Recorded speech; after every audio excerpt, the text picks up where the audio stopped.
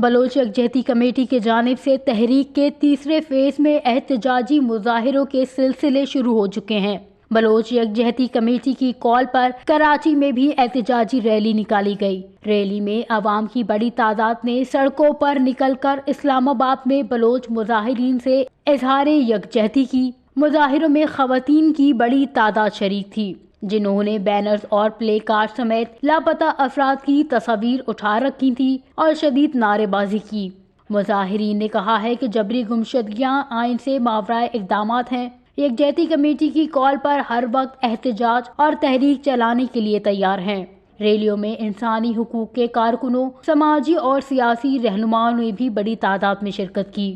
دوسری جانب بلوچ یکجہتی کمیٹی کی جانب سے کوئٹہ میں بلوچستان یونیورسٹی کے سامنے سے ایک احتجاجی ریلی نکالی گئی، جو بلوچستان یونیورسٹی سے ہوتے ہوئے موسیٰ کالونی اور پھر وہاں سے بشیر چوک کمرانی روڈ پر اختتام پذیر ہوئی۔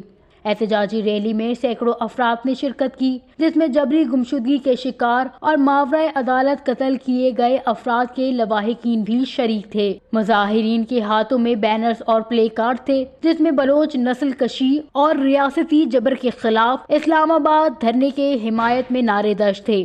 احتجاج میں مظاہرین نے ریاست سے مطالبہ کیا ہے کہ بلوچ نسل کشی اور ریاستی جبر کو فوری طور پر بند کیا جائے اور اسلام آباد میں ہونے والے دھرنے کو ختم کرنے کے لیے طاقت کا استعمال فوری طور پر بند کیا جائے۔ دھرنے کے مطالبات فوری طور پر تسلیم کیے جائیں۔